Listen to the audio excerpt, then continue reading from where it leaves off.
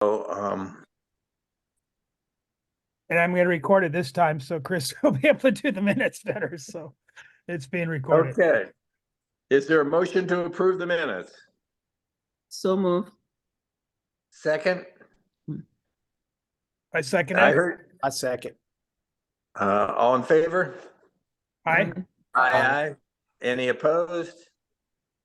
It carries unanimously. What would you like to do next?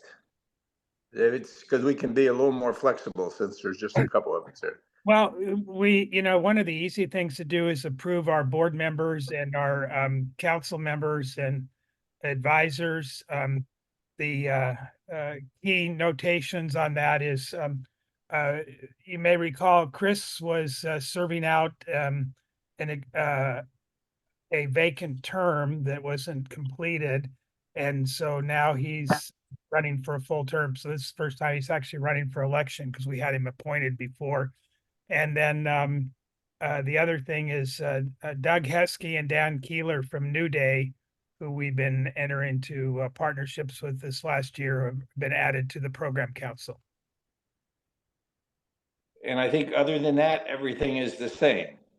A couple people that have not been as active, like Devin and Sabrina, have been moved from a program council position to a program advisor, a board of advisor, and that's just to keep the functionality a little straighter and cleaner for us. So there's been a couple little things like that, but it's basically the same. Any questions, concerns, issues?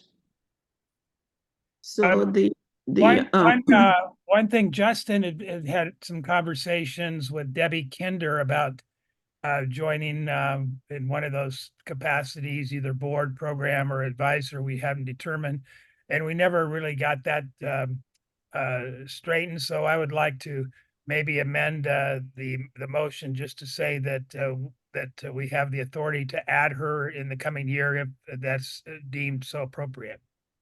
Perfect.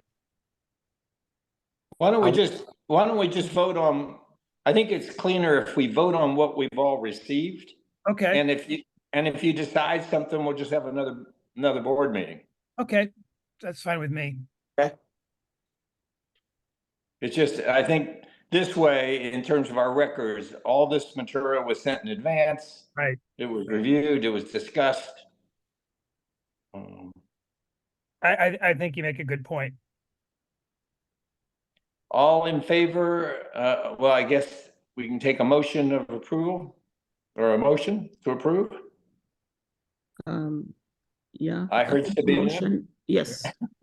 So I make the motion to approve the Board of Advisors and the Program Council members as shown on the slot that we received. And I heard Justin second it. I second it. All in favor? Aye. Aye.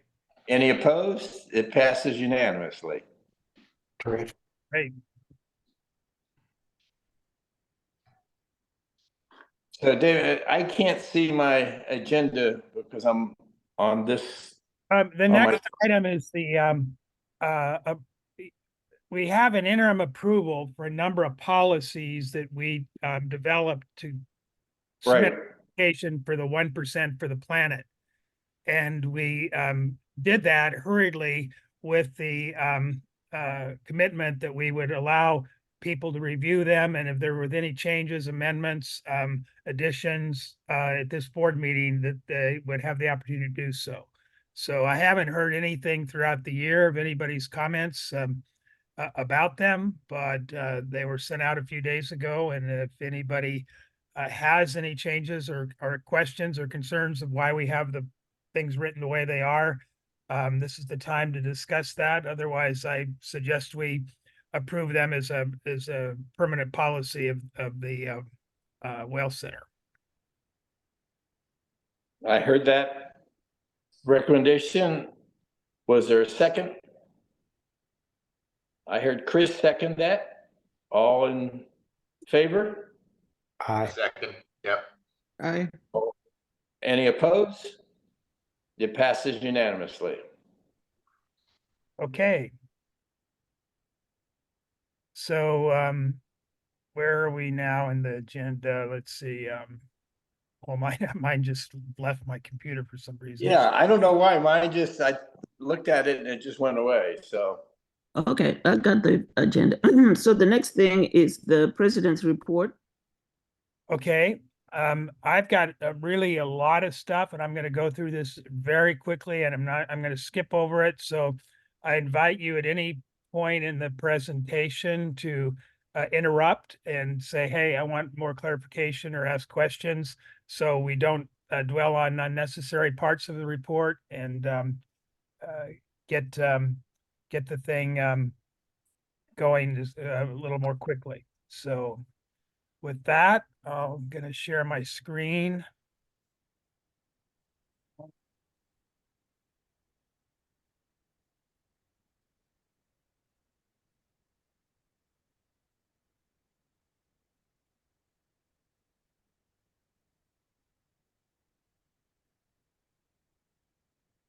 Okay, everybody seeing my screen okay? Yep. Yep. Perfect, Yes. perfect. So, there's a lot of detail in this that we don't need to dwell on tonight, but like I said, if there are questions, please give me a heads up on that part. So the annual report is focusing on the same components we've had in the past of global healing, Pakistan, our connection with McDonald in Malawi, and the flagship Schooner Wolf and the Blue Community Program. I was very pleased that we are now part of 1% of the planet. And they've given over $600 million in environmental giving to date. So this year we want to see if we can tap into some of those resources.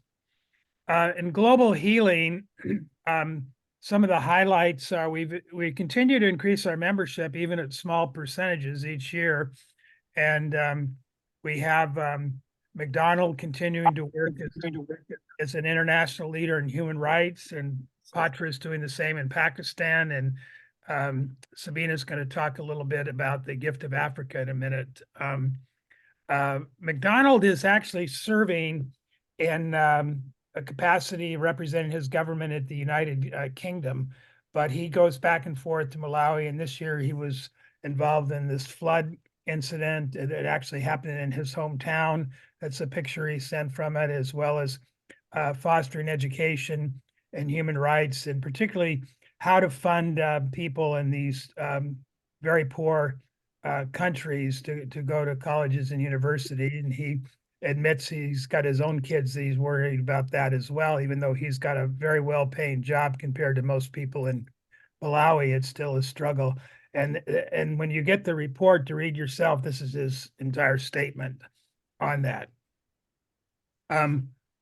Patras continues to work against real danger, real threats to his life on justice, human rights, peace, sustainability.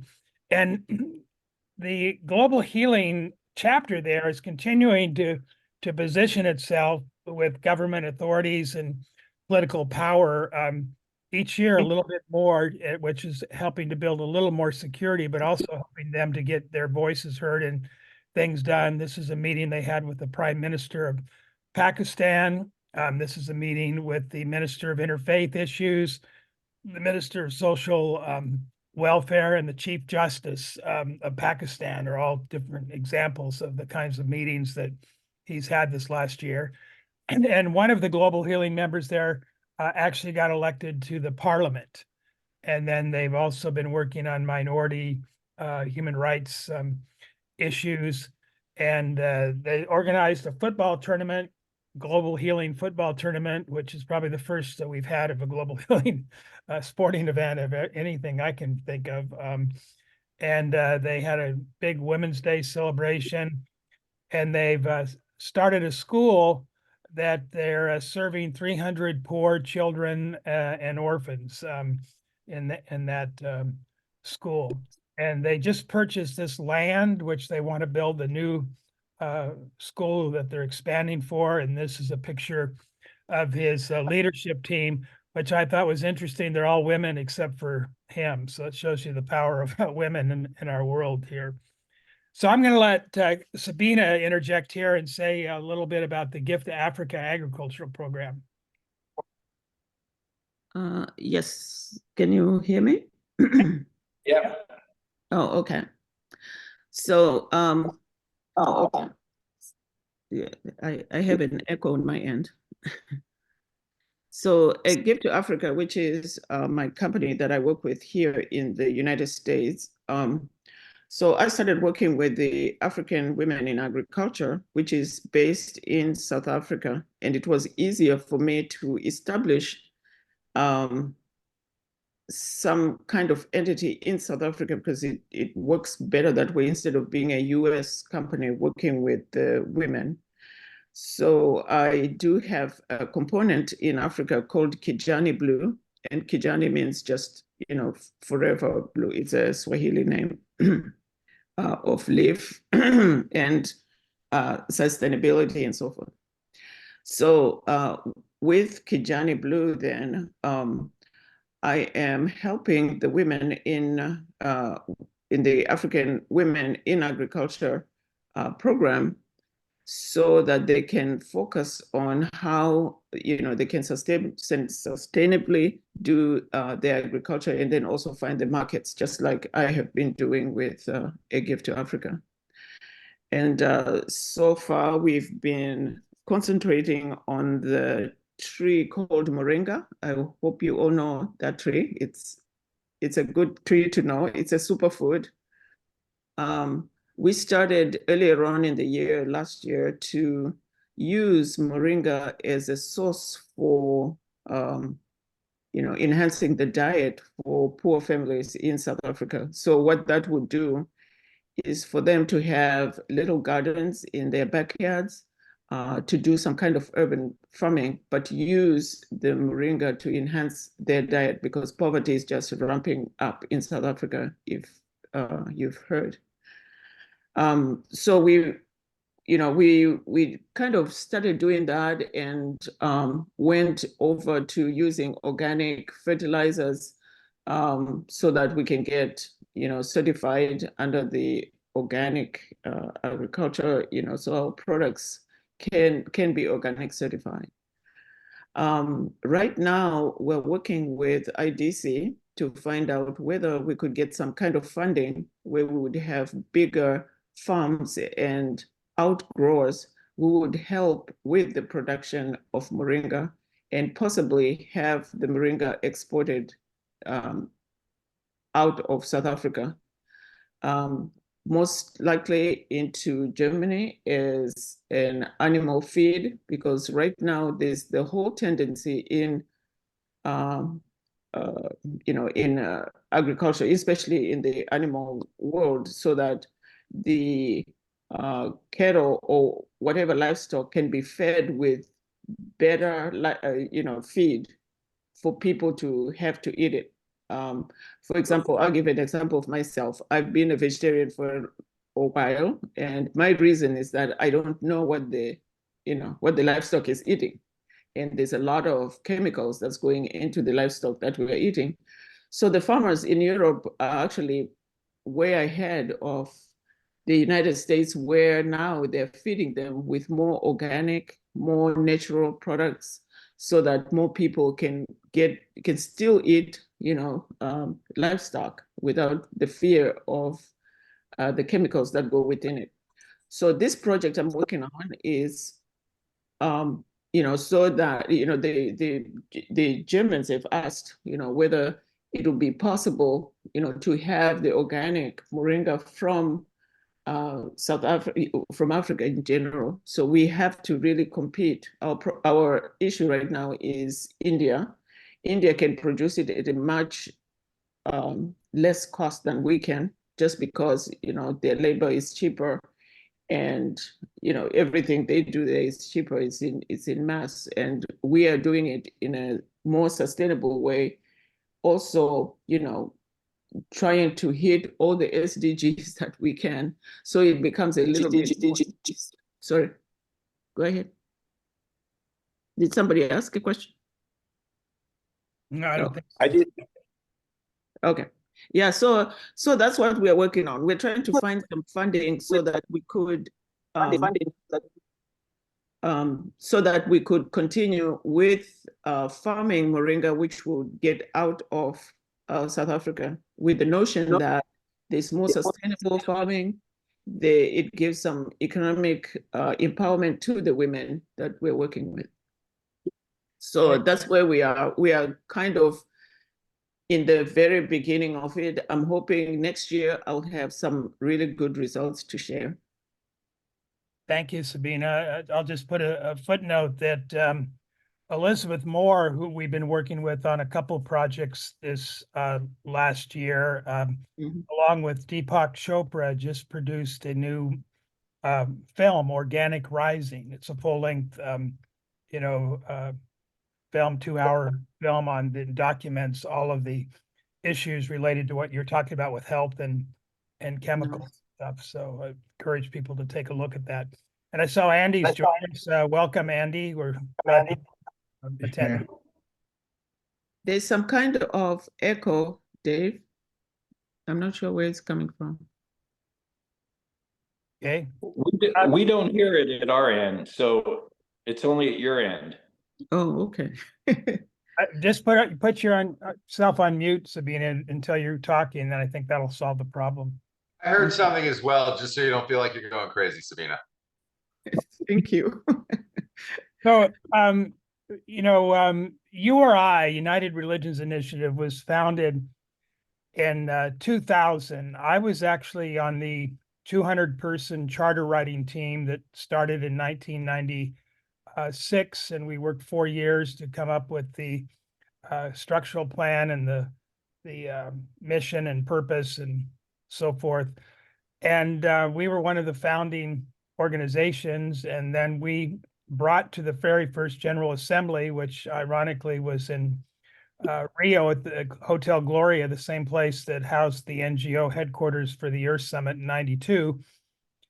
And along with the United Nations Environment Program, proposed a new initiative called Global Healing to bring environmental issues. To this day, it is the only initiative that has ever been able to politically pass in their General Assembly. No other resolution has succeeded. We're the only ones that ever did that. But this last year, they've now got an actual paid staff team working on environment and climate change issues. And so they've asked me to kind of work as a consultant, and I've participated in several of those meetings throughout the year doing that. And they're starting to put together materials to help people get more involved in environmental issues as well. So, and then they threw this in at the end, which I thought was an interesting thing, to have a better dialogue with atheists, realizing that religious institutions are decreasing, and a lot of the people in URI is not just religions, it's also spiritual movements. And so they wanted to see, how do we build bridges on issues where we have common concern like climate change. So they created that thing. So the flagship Schooner Wolf continues to function. I got to participate this year in the Conch Republic activities, the military mustering, the Cuban Nights, and I even got to drive Finbar in the parade. He was the Grand Marshal, and I got to be his driver. And we had our annual battle with the U.S. Coast Guard, which we again were victorious, of course. And we took 3 or 4 days to do a lot of strategic planning to try to get the Wolf back on its feet and operating, and to start doing disaster relief missions in Caribbean countries like it's done before in Haiti and the Bahamas and other places, as well as an education program with this fellow Bishop Johnny, who is going to fund that if that comes through this year. So we're crossing our fingers. It hasn't happened yet, but it was very productive meetings, and that regard. So moving on to the Blue community, I counted up 22 organizations we had some kind of relationship and joint efforts with this past year, including the UNWTO meetings. This is a critical issue for us to think about because we paid our dues last year. They've raised it now a couple €100, and we just don't have the funds coming in at this point to do that. So we're either going to have to withdraw our membership or find some new ways to pay our dues. Yes? Oh, I thought somebody was asking a question. So one of the ways that I'm negotiating now is with Doug Heskey, that they will pledge to pay our dues every year, and they will also give us additional money for travel for UN meetings. And he's going to have a final decision, he hopes, on that on this Thursday. So I'm kind of holding that in a bay for now, but I want to let people know that this is a very serious issue. We've got to make some decisions about in the next 4 or 5, 6 weeks. It's quite a impressive organization in the UN system. It's one where you have more access to the corporate leaders, the political leaders, and the networking groups than any of the other UN places that we belong to. The other thing been very, very involved in was the Gulf Shellfish political meetings this last year. We had several of those, and we had a planning meeting for the Asian Development Bank program. This is the second meeting, and this is the event we actually did in Washington, D.C. at the Ronald Reagan International Trade Center. And we had quite a good turnout with that. These are the kind of people that ended up going to that meeting. High-level people from different countries around the world were all part of that meeting as well. And the next day, Ed and I did some lobbying on the Hill, and we got the ear of a very unlikely person in my mind, Representative Byron Donalds, who is a very conservative member of Congress, very strong Trump supporter. And yet he was all over this Shellfish Institute wanting to support us and help us streamline the regulations. And we're still working with his staff to this day on that. So you never know who's going to show up in that regard. And then we had an event that Ed hosted for the Blue community at the Florida House. For those of you unfamiliar with the Florida House, when Ed was a young kid and his dad was a senator, they were taking him on a drive and showing him different embassies. Ed asked the question, "Where's the Florida embassy?" And everybody laughed, but then Ed's mom said, "Well, why not a Florida embassy?" And they found this house that they could buy right behind the Supreme Court. And they bought it and then renovated it, and it's now the Florida House. And they have tours of people from anywhere in the world, and Florida groups come up to see it, and events are held. And we had our Blue Community Consortium event there. We served Florida seafood from Ed's restaurant to all the congressional staff and got to meet them and build relationships. So that was a very positive meeting. And then but also been invited through the Walt Disney connections to be part of these Imagineering meetings, both current and past stars in the Disney Imagineering field. The first one here was my friend Joe Rohde, then also Tony Baxter, and he had a part 2 one. And then we were also involved with the Jeff Sachs group, the Sustainable Development Solutions Network meetings. We've started new collaboration with Tampa Bay Watch here locally to get a clams and seagrass project going. And we looked at how we can, expand the farm operations with partnerships with the Trust for Public Lands. And we had a proposal we thought was going to go through, and then the landowner who was going to sell his property backed out at the last minute. but there's talk that he may reconsider and come back. So we're watching that one. Was invited to the premiere of Unfiltered, which is a film about the Florida oyster story, which is a remarkable story that the largest oyster production in the country was totally demolished by development and poor planning, and now they're trying to reconstruct that in different places. Ashley Zoller and I worked to put together a plan to refine the metrics and gather data for the app that Justin and Chris are working on. Justin and I had some fun at Disney World one day. For 2 days, we worked on the app and played at Disney at the same time. We've taken this to the city of Sarasota through introductions through Elizabeth Moore. They were quite interested in the program, but they have had a change politically in their city council, and their staff has been cut from 5 people to 1 person. So he's still interested in doing it, but we have to help him with some funding to get additional staff, or he said he just won't be able to take it on to implement it.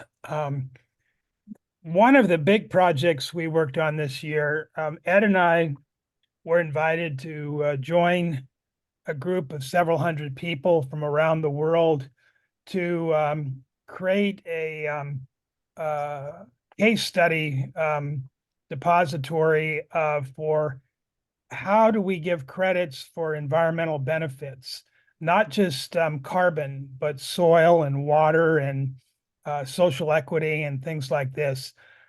We met every week for about 6 months, and we were one of the 200 plus case studies that were submitted.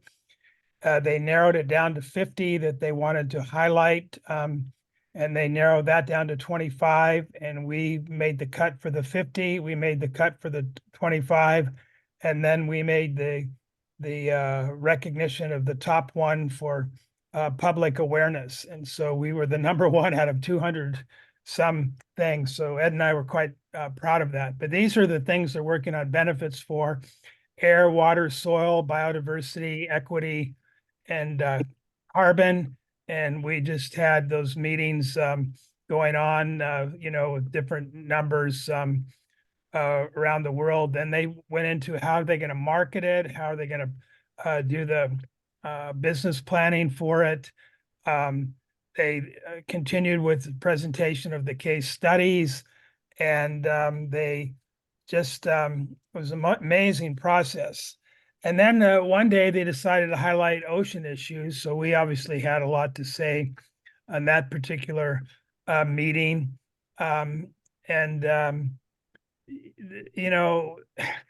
was quite a remarkable experience. It's hard to capture it in words, but these are some of the sectors for case studies. They put it into forest ones, freshwater, biodiversity, regenerative agriculture, air quality enhancement, renewable energy, carbon mitigation, waste mitigation, etc. And then they worked on the marketing. How do they present the buyers? Who are the buyers? And these are the groups that they identified they're going to buy the carbon credits. And how do they develop a plan for each of these sectors to purchase it? And so you have your sovereigns, your impact investors, your corporations, your philanthropic donors, your institutional buyers, and then the consumers. And so this shows a little bit of the process again. So here's some of the different impact sectors. You can read this all more when I put this online, but I just wanted to say this was a major part of our work this year with the CBF group. Finally, after almost 6 or 7 months, I think we started in February. This is now September 19th. We launched this with Doug Heskey in a program in New York City that was part of Climate Week at the UN. So we could pull in all of those people as well. Georgia Bedell, who was the Miss Burkina Faso and later Miss Africa was there to speak, and she's leading a major water project. It's a global project, but it's focused mostly in Africa. And then I was invited to give a talk for the 50-year anniversary of the Wounded Knee protest, which was back in 1973. I happened to be a graduate student at that time that through a series of strange circumstances ended up working in the American Indian Movement office for my field study experience, part of my educational credits. And I was there 2 weeks and Wounded Knee broke out. And I ended up being the only white person other than William Kunstler and Mark Lane, their attorneys, to be allowed in the office during that whole period of time. And so I gave a talk on some of the stories for that. We've really increased our partnerships and development with Rosebud this past year with TH and Enos Colhane. They're doing plastic shredding. This plastic shredding project, along with Ed's plastic reduction project, and 4 others we submitted to the UN to be published. They only accepted 2 of our 6 submissions, but the Rosebud and Ed Childs one were 2 of them that got accepted. And then this is a partnership we did together at the Tiny House Festival. And we went together to meet with the people that produced the premiere of Path of the Panther for the wildlife corridors. And we got to celebrate with Inas, who became a US citizen this year, which was quite exciting to see a member of our program council obtain that as well. And then we went together and worked at the Corridor Connect conference and met this interesting guy here, Dr. John Francis, who was so upset about the war and other issues of climate change. He decided he would no longer drive in a car, and he would not talk. And he did this for like 18 years or something like that. But in the meantime, he continued to walk everywhere, and he eventually walked across the United States. Then he walked from South America. He's now, I think, on a journey to walk from South Africa to the tip of North Africa. But quite an amazing fellow. He's a professor now at the University of Wisconsin, and he is talking now. And we were invited by Disney to go to the preview of their water attraction. This was very enheartening and encouraging to TH and I, particularly because the original vision of Epcot was to share ecological values and point people to better ways in the future. And this is an amazing exhibit that starts with rain and goes to rivers and wetlands and so forth, all the way to the oceans, and a great education project. We've also begun a partnership with the Guy Harvey Foundation. This is Steve Roden, their executive director, and I that had a conversation. And I continue to be an ambassador for Aptura. Richard Berman and I had a nice meeting with Sarah Hartwick, the director of marketing and communications. And that led to me actually going there a couple of weeks ago.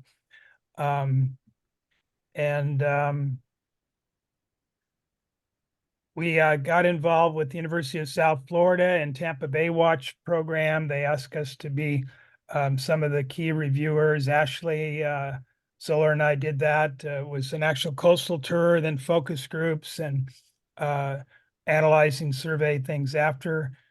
We also been working with the Bee Tourism Network this last year, which comes out of First Climate Bank. At the United Nations, we went to the meeting with the UN President of the General Assembly, and Justin, Rebecca, Ashley, and I represented the Wells Center at that meeting. And I didn't get to speak, but I did get to submit a statement for the record in in this report. My statement, if you want to read it, is in that link. And then we had some meetings in the Dubai embassy, or UAE embassy, I should say, not Dubai, UAE embassy, part of the trip as well. We continue our work with ENSO. We are nurturing a relationship with Key West. Key West is committed to be a pilot for our program. They just need to figure a way to fund it. Doug Heskey is helping us with some funding. Key West is helping us, and we're hoping to leverage some of the 1% for the planet donors in the Keys to help fund that this year as well. And then I mentioned First Climate Bank before.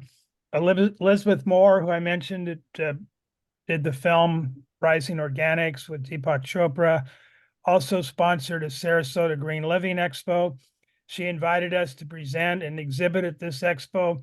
We did not, because it was the same week we were in COP28 in Dubai, but we did go to these events, the preliminary events with that. We also worked with our consortium member, Blue Community Consortium member, Moat Marine, for their World Ocean Day program. They have an interesting thing. They focus on those students being homeschooled, and they bring them together for regular meetings, and then they create projects and display them at the ocean event, you know. So it's a way that they can get some social interaction and do some things in the community as well. So Ashley and I participated in that. Some of you may not be aware, I think most are, that when we created the Whale Center, it actually came from the project with John Denver, which was in his foundation land, which is in the shape of a whale, but it was wellness, health, and life gain education, or it was actually WinStar. And then when I left WinStar, they said I could take the program, but I had to change the name. So we trademarked the name WHALE to be Wellness, Health, and Lifestyle Education. And Don Ardell, who at the time back in the 70s was living in California, ironically is living over in Gulfport, just a couple miles from me now. And we've got back together and we've been talking about how can we better connect the wellness ideas with the environmental issues that we're working on. And he ended up doing a featured article in his published report, interview with me on COP28 as well. And then we did a dialogue thing at one of his lectures in Gulfport. And through him, we met a mutual person I'd actually never met before, but David Smith developed the East-West exercise program that I used to actually teach when I taught this in Colorado Mountain College years ago in the 80s in Colorado. He put together 10 disciplines into a systematic system for health, which I still use it myself today, and I still think it's one of the best exercise system. And it integrates Hatha yoga, Kundalini yoga, Tai Chi, Kung Fu, isometrics, isotonics, mime, bioenergetics, Eureka, and endurance training.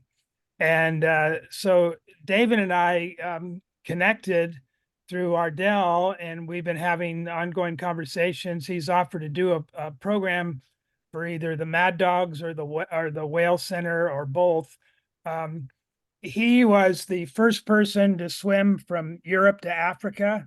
He's run marathons in both the Mojave and Sahara deserts. He's done bullfighting. He's kayaked the Nile River. I mean, he's just done these amazing feats, and quite an interesting character to talk with. And I participated this year in the Margaritaville run, simulated run from Miami to Key West with the support of the Mad Dogs, and they got me to enter the Top Gun, where I actually placed third place in the in the event, which really shocked me. When they announced Dave Randall to come to the podium, I looked around to see if there was another Dave Randall. So, but this has been a great group, and they are very interested in wanting to support our environmental things as well. So that's been a neat kind of reconnection with wellness and the environment. And then we were invited to be part of the Solar Contractors event for the whole state of Florida. Ed and I are spearheading an effort to get certification through this new EBF work we did, that growing clams and seagrass together will have environmental benefits. We're working with a group called Regen to do that. It's a shark program we did. And we're also working with a new partnership with Philippe Cousteau and his organization, Earth Echo. We sponsored 2 of their members at COP28, and one of them was picked by the U.S. Delegation to be a youth speaker on Youth Day. So we were very proud of that as well. And then we've now got a new consortium member, Plant a Million Corals, which I learned was the original headquarters for the Philippe Cousteau Foundation, which is now called Earth Echo. This is David Vaughn. Ashley and I went down there and met him, and they've got coral planting with a new system that produces coral 10 to 20 times fast than traditional methods. It's got a kit that can be shipped for different types of coral all over the world. So you can have any place in the world be restored through this system. It is done at a cost of $10 a coral versus the Mote Marine cost of $200 a coral. So the cost reduction has been tremendous. And so that was quite an interesting experience. We also have another new consortium member, the Conch Republic Army. Brian Vest has put together a program to clean up the mangroves in the Florida Keys. They've got 4,000 volunteers now that they go out every week, and they've done about 70 miles of restoration. They have a goal of doing all 200 something miles in the Florida Keys. We went on one of the things, and this is a piece of plastic that we pulled out there. And then we had the meetings with Key West to further our program with that as well. It happened to be right after Jimmy Buffett's death, and this is his studio and the tributes that were going on at the time for him.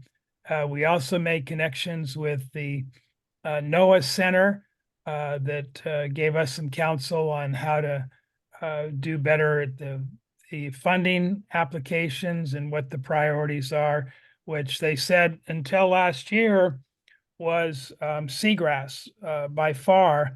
But this last year, because of the warming temperatures and the dying corals, everything shifted to emergency corals. But she said it'll probably go back to seagrass again very quickly in that regard.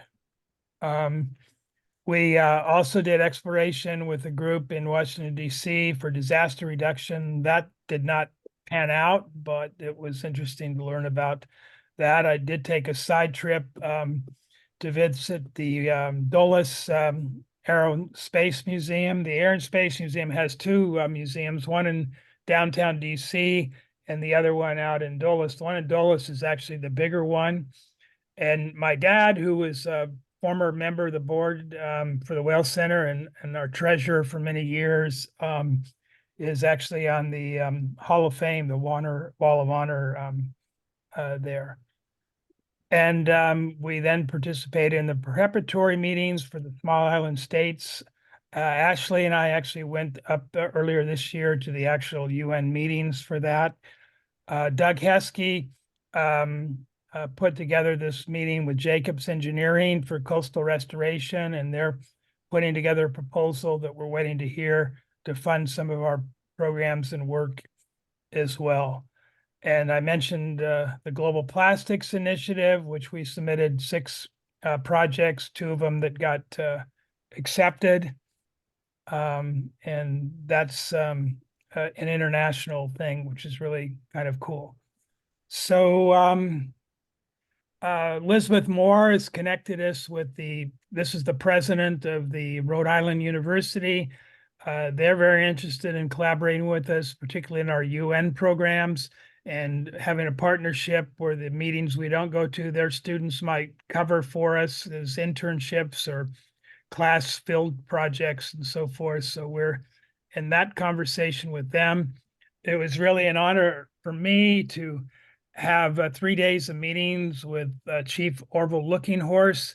Orville Looking Horse is the holder of the White Buffalo Calf Woman pipe, which is considered the most sacred pipe for all North American, Native American traditions. And we gave him a tour of the farm and the child's hospitality program as well. So he was quite impressed with our circular economy model and what the farm is doing. And then Ed gave us a great lunch at the Sandbar. Ideas for Us has been a really important partner. Both of us have ECOSOC standing, meaning that we both get passes. And because of Ideas for Us, we were able to incorporate the youth for Earth Echo. And Clayton Ferrara and Chris Castro founded that. Chris is now working with DOE, so Clayton is kind of running the show. But we've got a mutual agreement that when they need passes for programs they're going to, we'll give them ours if we're not using, and vice versa. So we have a great collaborative sharing. It doubles our impact and power with that partnership. And then towards the end of the year, we did go to Dubai. That was our youth representative from Cousteau's group. We spent a lot of time in the Ocean Pavilion, and one day at the Nature Pavilion, where I met Sadhguru, and that's developed into a relationship. I'm actually going up there next week to his property in Tennessee with Ed Childs, and we're looking at a partnership that we're going to help them with a global program for saving the soils. This is the advertisement for the presentation we did at COP28. It was at the Asian Development Bank Pavilion. Myself and Doug Heskey and Ed Childs were the three, and the person down here in the corner on the right is Warren Evans, the climate envoy. And Warren was so impressed with the presentation, he actually was here last week, and we gave him a full day's tour of the programs, and we may get some funding out of that as well. So this is some pictures. Rebecca came back to visit the water. We had meetings with me and her and Ashley. And the last thing I'll conclude with is we're still continuing our Blue Marbles project. David and Brian and Laura Vest, our new consortium members, our NOAA, Emily Kovacs from NOAA, Doug Heskey and Doug Gayton. Doug Gayton heads up the EBF, John Francis and the Regen people are CLAM, Carter Henning, who we're working with, Warren Evans, Jocelyn Hong, who runs the lobbying efforts for us up in DC. Wu Chong Hom is the head of the Asian Development Bank. Elizabeth Moore and Ionis and Heidi are from Rhode Island University, and Jyoti and Pravina are from the Save the Soils campaign, and Kelly Sharp is also from Rhode Island University. Then, of course, the Orville Looking Horse, Paulo Looking Horse, and Gleska Hawasta. So looking to the future this year, we hope to get the Key West program off the ground to further get global promotion of the circular economy model we've developed with Child's Hospitality, the new program for Save the Soils, participation with SIDS 4 and Antigua Barbuda. There's probably a minimum $10 billion allocated for sustainability, resilience, coastal restoration programs that we learned at the UN meeting. And this last project, I'd like to have a separate conversation with you, Andy, because you, from your science and engineering thing, could give us some guidance. And also, Richard, I'd like to get your sense of this as well. Anybody else, not just you two, but I'm thinking of you two specifically. Ed and I had an hour conversation with this woman, Brittany Zimmerman, who's a former NASA engineer. She was the youngest person ever to get a full program directorship of any major NASA project, but she got it down in Houston. She since left them and created a new program for cleaning up wastewater systems and turning it into an eco-concrete and having byproducts of biochar and hydrogen come out of it. And when Ed and I listened to the pitch and asked the questions, we just kind of shook our heads and said, if this woman can do half of what she says she's doing, it's going to be a major game changer for the planet. She's going to be out here in May for the whole month in Florida, where we want to have several meetings, and hopefully some of you can be involved in those meetings as well. So that was a very quick rendition of this report, and I'll stop here and get questions and comments. Well, I think I'll kick it off by saying unbelievably impressive with no money. I mean, it's just incredible, all the stuff you've done and all the stuff. So kudos, and want you to know how much we appreciate everything you're doing, and how you're doing it, I don't want to know. But seriously, this is very impressive. It's a lot of work, a lot of different people. The breadth of this organization is broader than anything else I've been involved in, and that's all for good. So my first thing is thank you. I'm blown away, as I am every year. Great job.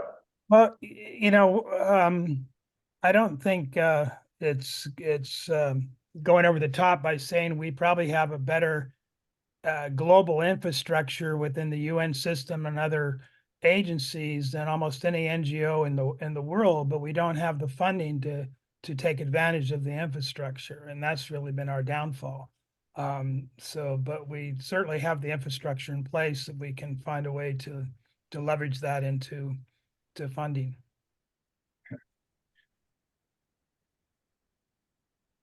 Dave, I have a question. Are you driving the Aptera yet? I got to ride in two of them in Carlsbad a few weeks ago. I'm so excited about them. I don't have mine yet. No, I'm hoping to get it this year. I was hoping to get it last year, so we'll see. Yeah, when I get I it. was wondering about when you're going to get your Aptera. It won't be before July at the earliest. And that's if everything goes right. And I could tell down the meetings that things are they got a lot of challenges to keep on their schedule. So I will be more surprised than not if I get mine in July, but they are moving forward.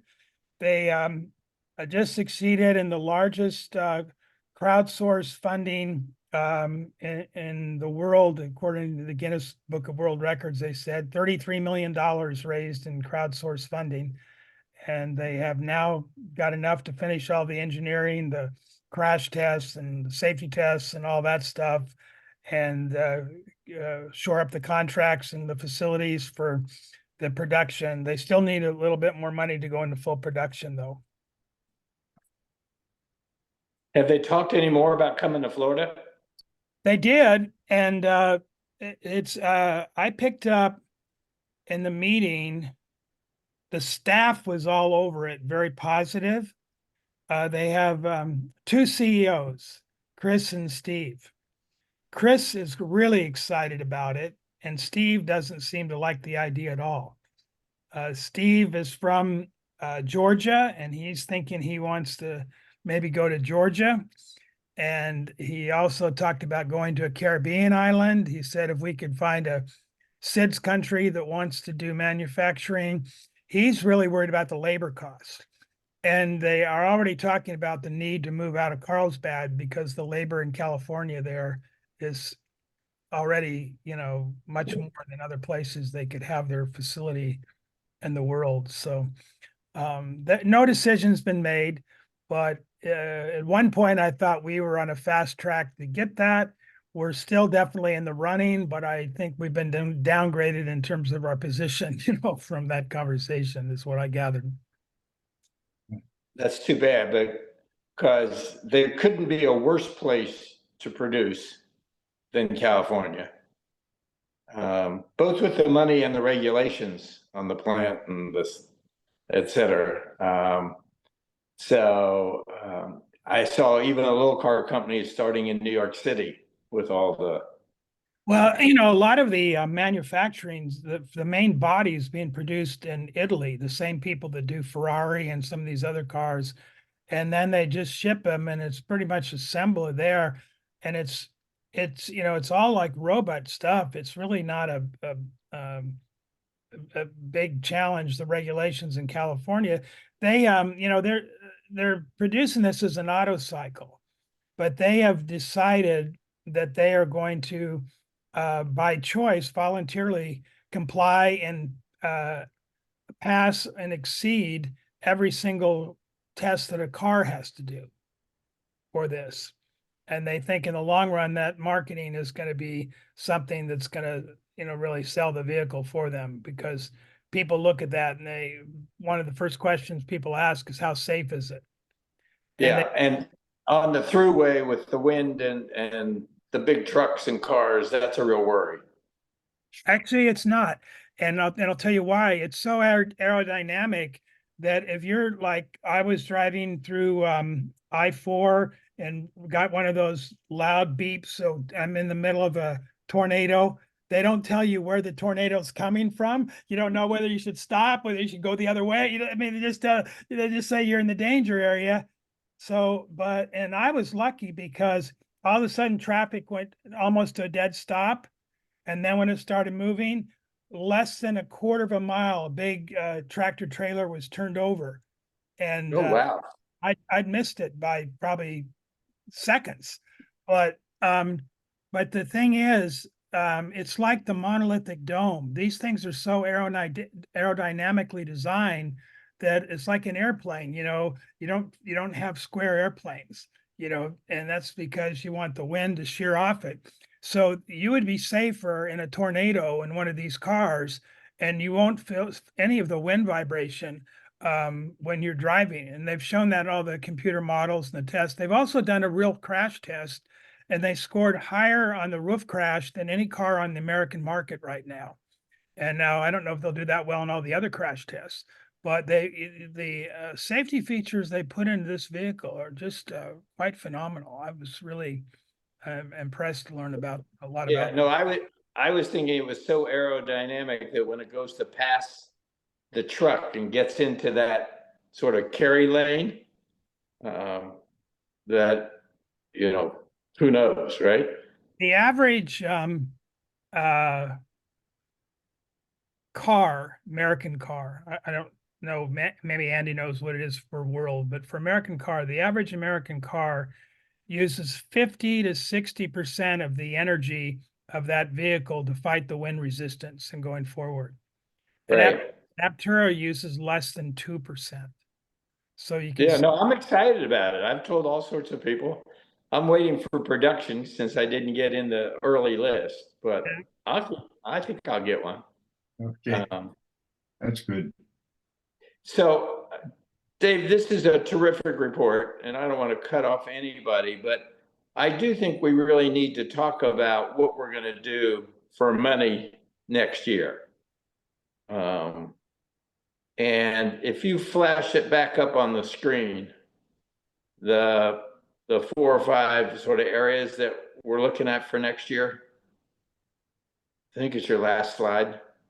Yep. Hold on, I gotta share my computer again.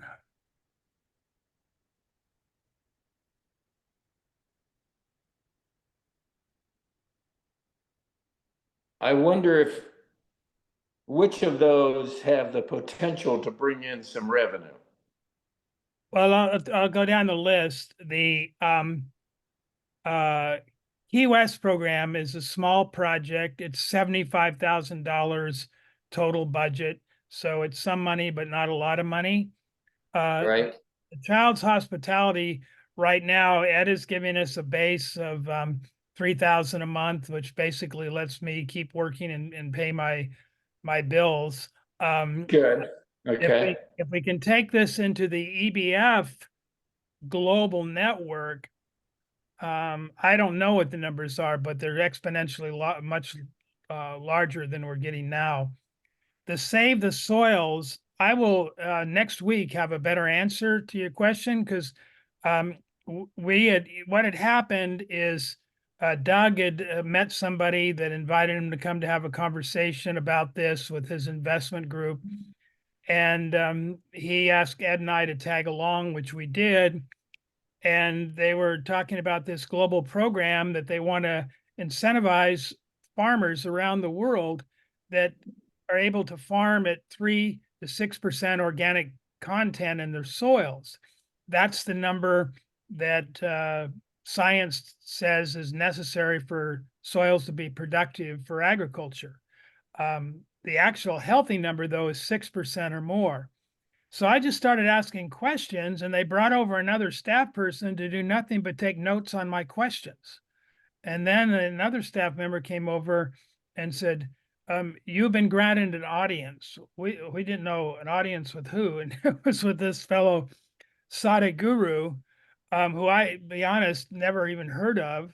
And people are in awe that we get this audience, and I don't know who he is. He's quite well known, I guess, internationally. He's endorsed by both UNEP and the UN Food and Agriculture program. He was the keynote speaker at the U.S. Conference on Desertification. He holds the Guinness Book of World Record for planting the most trees in a single day, 900,000 something trees in one day. And he's purchased a couple thousand acres of land in Tennessee, where he wants to set aside 350 of it for agriculture models, and the rest he's going to run as his ashram. Well, he invited Ed and Doug and I to go there this weekend, and we're going, but he just had a medical issue. They had to have brain surgery in India. So he won't be there at this meeting, but we think it's maybe kind of one of those blessings in disguise, because we'll get to actually now, instead of just come up there with the proposal that we come up with, we'll be able to work with their team and make a joint proposal. So it'll be much more likely that they'll have buy-in. But he's quite wealthy, quite connected internationally, and we're thinking this could be a huge thing if he buys into it. And we're bringing, Ed's bringing his 2 farm managers with myself and himself to do this planning and proposal. The SIDS 4 conference, if anybody wants to go, we still have slots available. But when Ashley and I went there, and they asked us to talk a little bit about, what we're doing with our Key West project and the apps and how this might apply to SIDS, I honestly thought it'd be a small meeting there's 38 small island developing states. And then there's some territories also, like Virgin Islands and Bermuda and so forth. But every country in the UN was there. It was a huge meeting. It was so big, and they didn't have time for half the people who were supposed to talk. We didn't even get to talk. We just got to submit a statement. But we did have a lot of side meetings, and we got to learn about it. But for example, when the US delegation spoke, they said, we've already given $6.5 billion to this effort, and we're going to up that even more. The EU committed another $3 billion. And then they started committing, money to the conference. I think they're going to have a conference budget of over $200,000, just for speakers. And then they're going to have money for, I think it's going to be multi-million by the time they add up all the money pledged for this conference. But there's all kinds of money there that's coming into this. The question is, how do you tap into it, and how do you channel that? And I'm still trying to learn how to navigate that. I've got some leads and some ideas, but to be honest, I've got to learn more, or I'm on a learning curve with that one right now. But the best way you learn that is you go down there and you start meeting with the people in person. Yeah, absolutely. Is there a country there that we're closer to, that you're closer to? Well, the Bahamas is the closest one to us. No, I don't mean physically. I meant that you know the leadership there or they're interested. Sometimes if, I if have a lot of contacts in CARICOM that's headquartered in Barbados. And I've actually met privately with the president of Guyana. And you know, we haven't kept a lot of communication going, but he knows who I am, and I presented down in his country for their conference there. That's when Patel, I think that was before you were there, Richard, sent me that's when Kala was the dean. They sent me down there to represent the college and our programs down there. Yeah. Yeah, no, I was just thinking that often in these types of groups, the money goes to the countries. It does. That part, that's And- absolutely correct. And therefore, if you got close to one of the countries, you would have a chance of them putting in a proposal with you in it and then you getting some of the money. So Yeah, that's well- why I was trying to aim Yeah. you to, The Just- the US has a lot of money that's going to these 38 countries, but they also have their own countries. They have about 6 territories that they're funding themselves. So, you know, maybe that might be a place to start with our own United States government. yeah, sometimes they just say, I think either way you go, David, it's worthwhile. I'm just trying to give you some advice. My experience with the US is they are so intent on funding, quote, native, that they don't really, they almost fight to fund any US based anything. They'd rather give it to the country and then the country give it to us. Yeah. Even in quote US territories. So all I'm suggesting is that you might spend some time trying to identify 1 or 2 or 3 countries Yeah. that you think we may have, or you may have, or somebody knows somebody in that country, and run up that chain and see how the funding works, rather than from the overarching piece. Yeah, and we do have, of course, the connection with Warren Evans, the climate envoy for the Asian Development Bank. And we kind of did a dry run of what we want to propose to SIDS.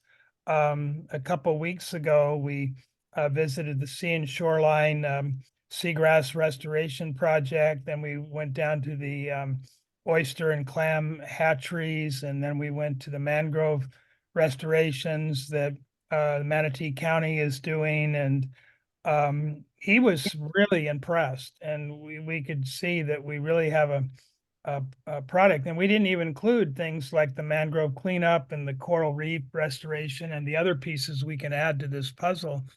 But we've really got a great team that can deliver on a lot of different levels if we can figure the right way to channel it.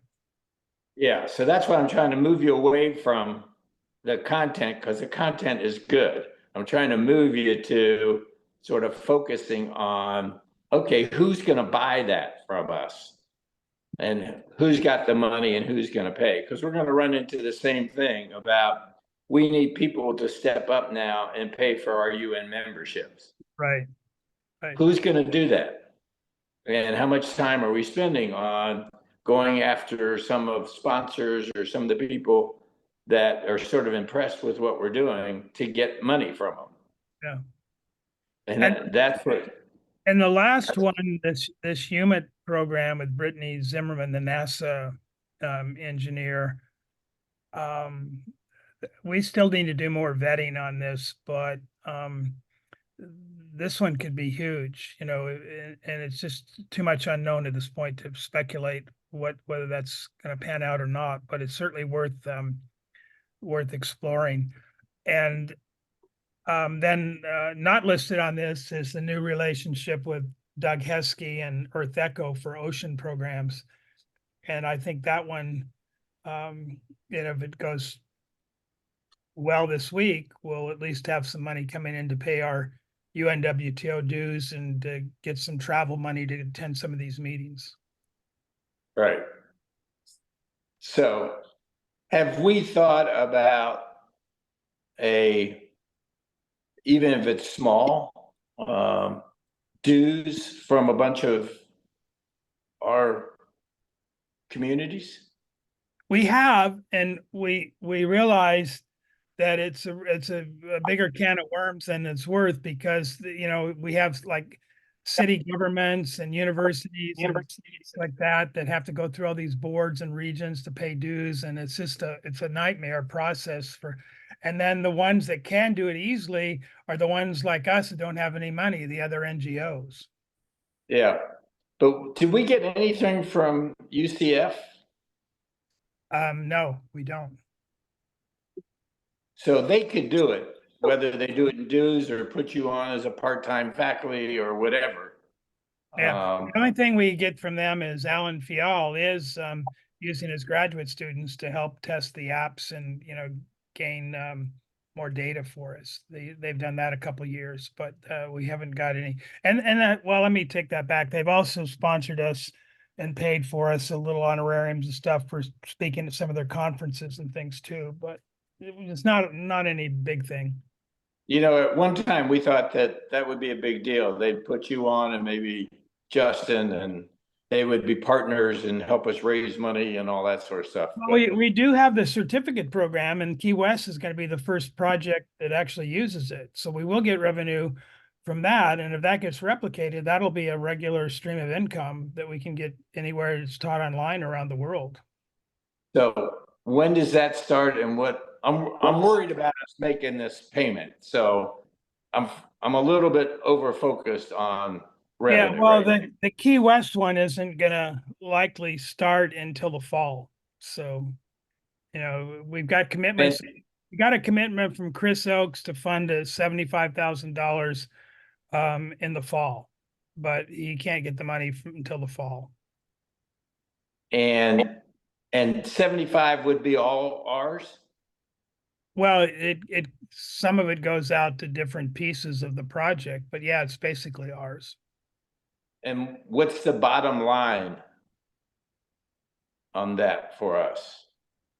If I said, how much of that could we, if somebody wanted to loan us the money now, but based on how much of it could be repaid in order to pay the UN dues? I'd have to look at the, I mean, some of it goes to Justin to finish the app and collect data. Right. Some of it goes to some of our subcontractors at their college there. Some of it goes to different pieces. So I've got that all written down. I just don't have the numbers. Yeah. So I'm just thinking with the other board members here, the big issue and the one that we always crash on is having money. It's not on product, and it's not on doing good, and it's not on having contacts. Well, it's that, and it's also time. The time is, so, you know, finding time when you've got time, finding money in order to come by time to, you know, work on something constantly. And Right. so, you know, it's if I could be paid to do this full time, it would be the best thing that anybody's ever seen, and I would be able to work on it all the time. But as it is, I have to work other jobs. Right. So, No, and that's why, you know, we always spend a lot of time on all the good things we're doing. And rightfully so, we feel very good about that. But we don't spend enough time on funding ourselves, including you, Jason. But I'm just talking about, as any institution, how do we become sustainable? And I want us to spend a little bit of time, David, on how are we going to do that? And I think as a board, we have a responsibility to push on that. And so I'm pushing on that because I don't see, you know, us having a budget, and including the budget is what we need to cover you and Justin and other normal things that you would have in a budget of a not-for-profit. And what's our plan, including in those expenses, travel expenses to these different things, and our UN dues. And so I just think we have to begin to be responsible, as all of our agencies and not-for-profits are themselves. Yeah, Yeah. no, I agree. And if I had an answer to how we do that, I would be proposing it this evening, but I don't have an answer myself. So, So I think what we need to do, David, which I haven't seen yet, is you need to sit down and do a budget for what it is you want your not-for-profit to be in terms of expenses. Okay? And then, and what are the projects? Like you did, the 4 or 5 major ones, okay? The app, the et cetera. And then where we see revenue opportunities. And, you know, thank God Ed's given us some, I'll call it breathing money to sustain us. I just think as a board, we need to focus on that. You guys are all good and all the members are good at doing their own thing. But we're not doing well for you or Justin or the sustainability of this.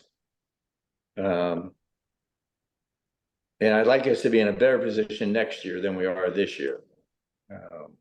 Amen. Does that make sense to others? I mean, Absolutely. Absolutely. Yeah, I echo what you just said. I think it is important, and I don't think this is the first time we're talking about it. We've been saying, let's look at how we can generate money. Because you're doing so much, Jay. Wonderful work. so going back to your question about the Keys budget, 7,500 of it is allocated for an assessment and gap analysis, of which we'll get about a 50% profit out of that. There's 13,000 that's allocated to the UCF certificate program, and we'll get some leadership funds out of that. There's a $9,000 leadership part that we'll get money out of. There's an travel. So I just think, I think we just need to list these all out and they ought to be on paper like any corporation. But there's some things like 5,000 of it is for their planning program events, so we don't get anything. Those are just expenses of the project. Right. No, and that's natural. I'm not complaining about it. I'm just saying that's natural. But I've not been on a board of a not-for-profit or a for-profit that at their annual meeting doesn't have a budget, okay, for what they would like to be and their anticipated revenue. And not all the revenues in the box. You know, they're counting on a grant, they're counting on a sale to a new company, they're counting on something. We need a financial that says what you would like as a sustainable not-for-profit for 2024-5. Well, I can definitely put that together. That part I can do. And then I think you have to have revenue targets and sources. And of course, it's not going to be locked in. And of course, it's not like selling products where we know we'll have 5 more sales next year or something like that. But we got to begin to focus it that way. And during our annual meeting and our quarterly meetings, we have to have a financial section. Okay, well, I will go to work on that for the next quarter meeting then. Right. No, I think it's because, you know, when you go to talk to people about giving grants and all, they want to see what your financials were and what your filings were and what you project. Right. And we as a board ought to know that. And I think it'll help you. And hopefully it'll help us get off this. We're doing everything on the come, regardless if it comes. Or even something as simple as, are you doing a 990 to the state? Yeah, we do. Well, not the state, the federal government. We do the state. Oh, federal, sorry. Yeah, I mean, something as simple as whatever you to them, you know, would be something we can start. Yeah, Just but for them, it's just a postcard thing because we don't make yeah. $1,000, so there's really nothing in that. Yeah. He's under, it, Yeah, sorry. I mean, it's just a good beginning of like a, you know, what are the expenses? What, you know, where's the money? No, we coming do have the financial statement that I sent out to everybody. You can Yes. see where we spend the money, yeah, I'm not questioning how we spent the money. I'm questioning how we're budget going forward with money. right? And, we had, it was mentioned in the minutes, we were working with, several of our consortium members on that $15 million NOAA grant. Right. And it didn't get submitted in time, but they told us not to worry, they're gonna offer it again this cycle, and they didn't offer it again. Yeah. No, and things happen. Hey, look, I've been on enough boards and not-for-profit boards to know that what's anticipated for revenue or sources of revenue don't always work out. In fact, they never work out as planned. But you have some surprise good and some surprise bad and all, but you have a plan. Right. And I think we're not being fair to you or Justin or others who are working to not have a budget with a plan. And it's one thing to say to you and Justin, hey, keep doing it on the sly, make your money over here, but work for us. And then, but we'll fix it next year, and next year never comes. And I don't think it's fair to you. I don't think it's fair to Justin. And there's probably others as well who I don't know. But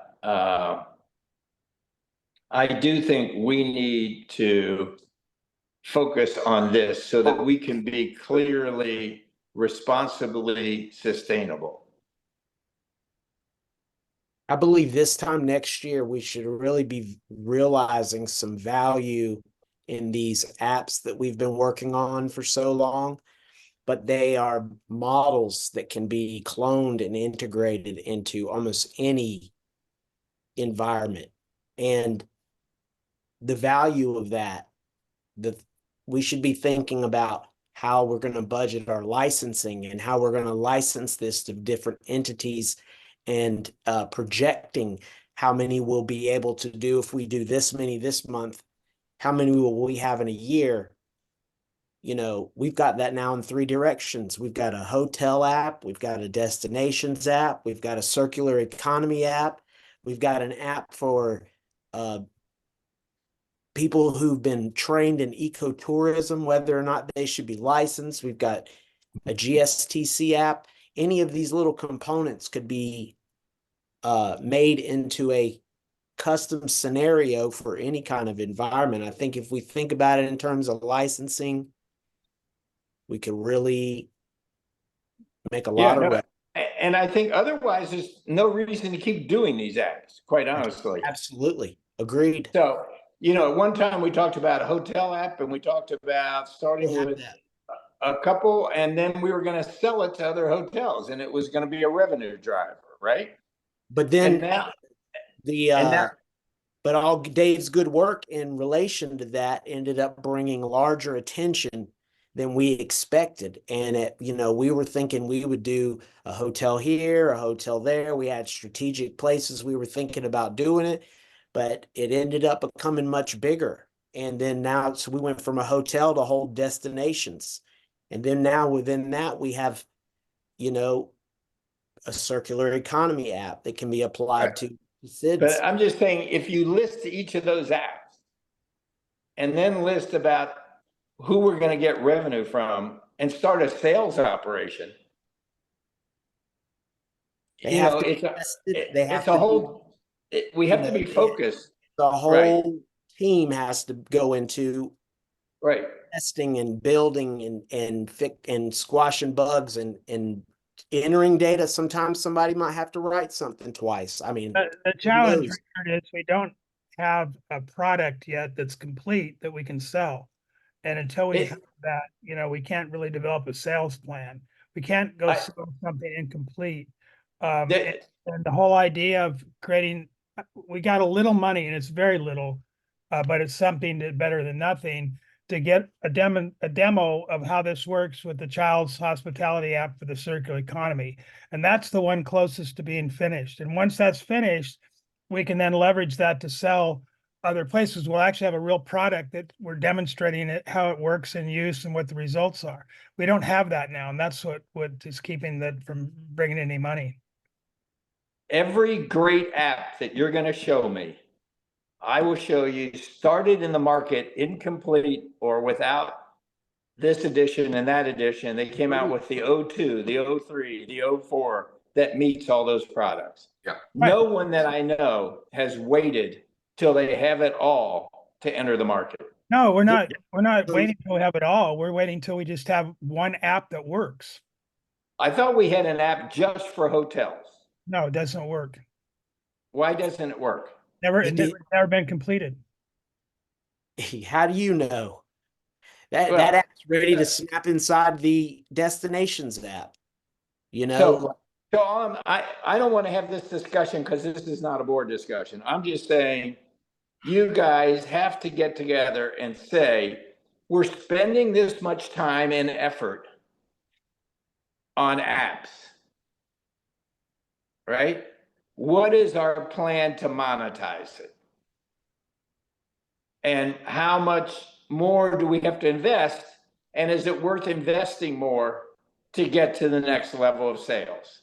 Well, my plan, which will obviously be modified, is that when we get the child app working and we demonstrate how it works and people can see it, we take it to people like Doug Heskey and Doug Gayeton, and we try to sell it through those networks. Okay, but let's have a plan for that. Let's have a timetable and a date and all that sort of certain.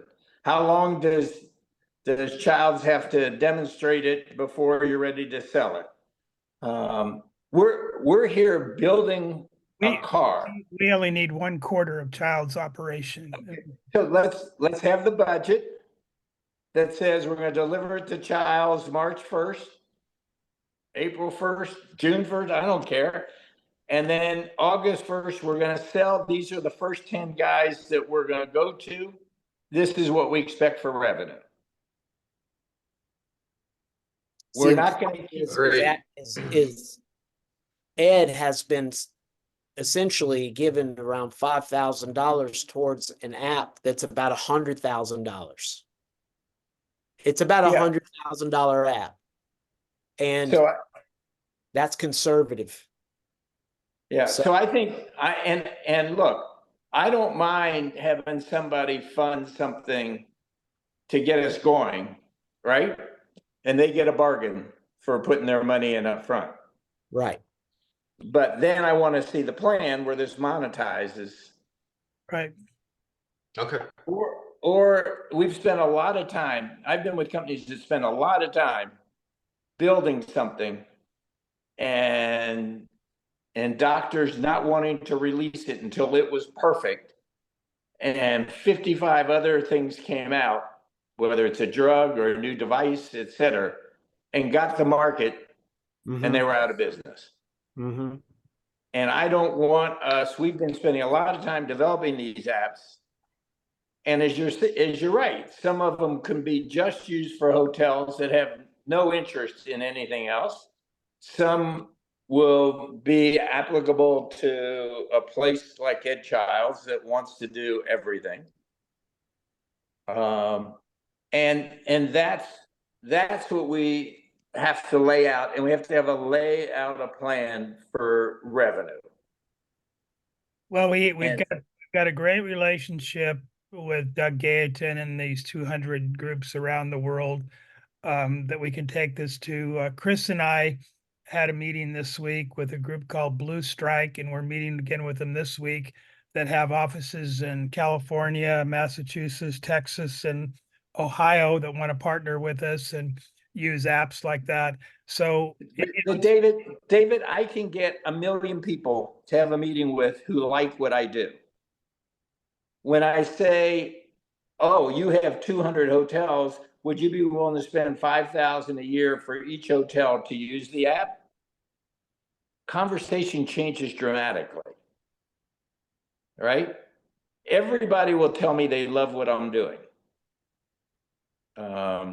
They may be critical, they may have something to do about, but they'll encourage me to keep going. But that doesn't convert to sales. No, and it And- won't, what I'm saying, it won't convert until the app is actually working. So your definition of working may be identical to theirs. Okay? No. It's not identical. What, right now, they want to see what we're doing, and we're only gonna be able to show them parts of it, because parts of it aren't working. No, time out. I'm not arguing with you if you've got a final product or not. Okay? David, I'm not arguing with you if you have a final product or not. Okay, So make it clear, I'm not doing that. What I am saying is, if you said to them, what is it that you would require or not want to see, but require as the minimum set of variables, issues, whatever, before you're willing and interested in buying this, it will be a much different discussion. okay, And so they may say, I need some things you haven't even thought of. They may say they're willing to start with something less than you have thought of. The real fact, what we want to know is, are they willing to buy it versus are they interested in it? Because you can't do your revenue projections, which I'm going to be tougher on. We've had this discussion last year at the annual meeting, and we had it the year before. Yep. And we still have not gotten Nope. a revenue side of the budget projected for the calendar year, and we're going to this year. Thank you. You've got to do it. And the best way to have that is to have some discussions with potential buyers about what they want and how much they'd be willing to pay for it. yeah. And the app isn't our only revenue stream. We have other programs and things besides the app. Exactly. I just use that as an example. Okay. Because I know we've been spending a lot of time developing that. So that's why this whole revenue side, we need to put in writing and have expectations and know that, yes, we've built these great networks.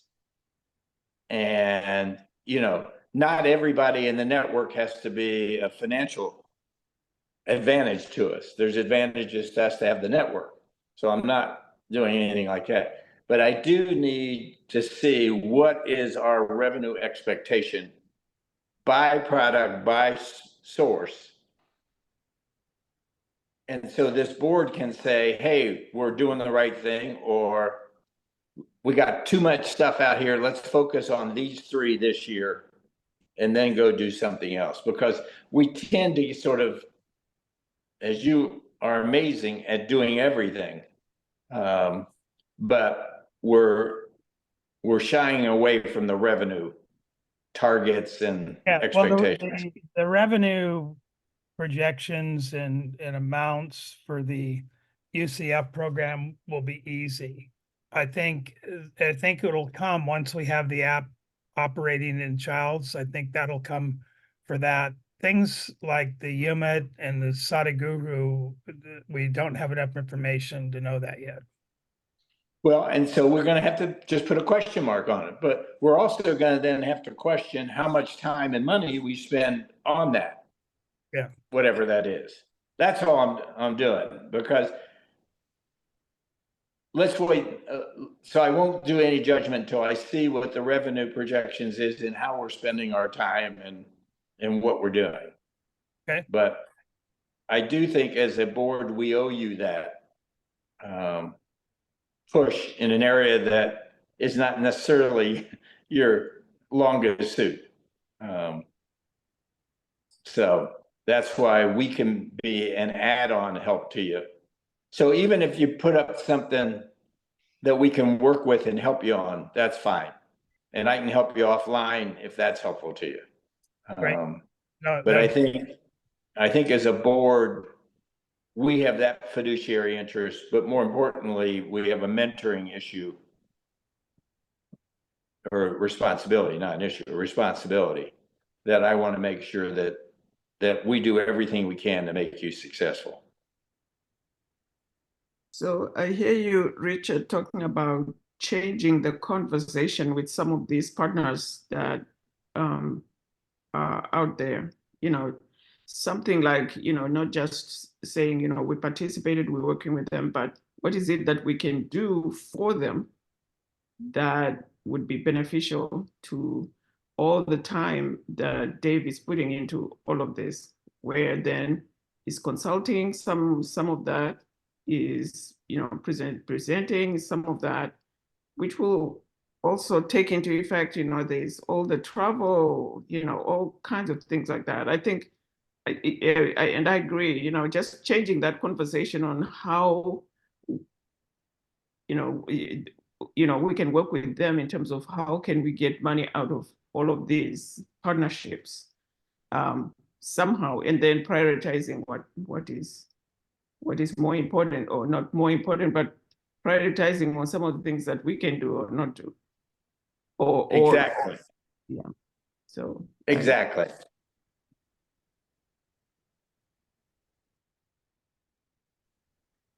Yep.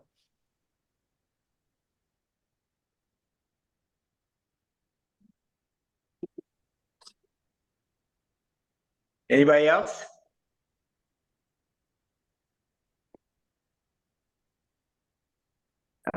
So next on the agenda, you did have the major projects. I guess that's what you've just said. You've just talked about, Dave. yes. Yeah. All right. So then it's new business.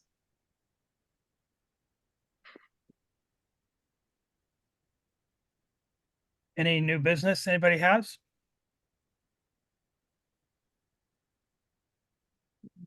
The only one I have is, we ought to set some quarterly meetings Yes. at some point and get on a regular schedule. Andy, you've been pretty quiet. Any additions? I guess, yeah, I'm kind of feeling like I'm on the periphery. I guess I've been represented for real here in Utah, but I haven't really been involved too much. And I just celebrated my 85th birthday, so I'm slowing down. Good to see you, Andy. Congratulations, but we don't believe you're Congratulations. slowing Happy down. birthday. Happy birthday. Yeah, thanks. Chris? Yeah, I would be happy to help in any way I can, Dave, in terms of putting some sort of budget together and kind of coming up with a game plan of sorts to try and start marketing what we've got and where we're going with that. I would love to be involved with that. So you and I can talk offline on that as well. Excellent. And Richard, I really appreciate you bringing that to the board's attention. I think it is a very important part of making this thing sustainable, like you said, and hoping that this thing can be around 10, 15, 20, 30 years from now. Whoever's sitting here doing this sort of thing, but making sure it's here, right? So getting a game plan together is paramount. And I'm happy to help in any way I can with that. So we'll talk and go from there. But I think quarterly meetings, getting a schedule so that we're sort of persistent about staying on top of these sort of things is a great idea as well. Justin? You okay? I mirror everything you said, everything Chris said. We're good. Sabina? I'm good. I'm good with quarterly meetings. I'm good with, whatever we can do to just help the organization stay sustainable. And we're going to give David the last word. Well, I just want to thank everybody for taking the time and giving the different ideas and input, because a thing with this scope takes a lot of different pieces and a lot of different talents and a lot of different parts and expertise. So I appreciate the contributions everybody's making. Well, and we are overwhelmed by what you do and how you're doing it and what you've done with almost Absolutely. no food. So Absolutely. you're a star and our hero, and I hope you take our message as support and trying to get you a little bit of money to keep you sustainable and to keep us all sustainable. Absolutely. I agree. Thank you so much, Dave. You do so much. And however we can get you to get compensated for that, all of the work you do. Oh, thank you. Appreciate it. Okay, I think, Sabina, you want to call the meeting to close? Adjourned? I can do that, honest, absolutely. It is, I'm on Central Time, so it's 8:41 my time. So thank you. I'll call the meeting to adjourn. Thank you so much. Thanks all of you on the line. Okay. All Take right. care, everybody. And we'll hear from Dave whenever we can meet again. That'll be great. Okay, All Hey. right. Thank you. all right. Have a Night, good night. Take care, everybody. Good night, all.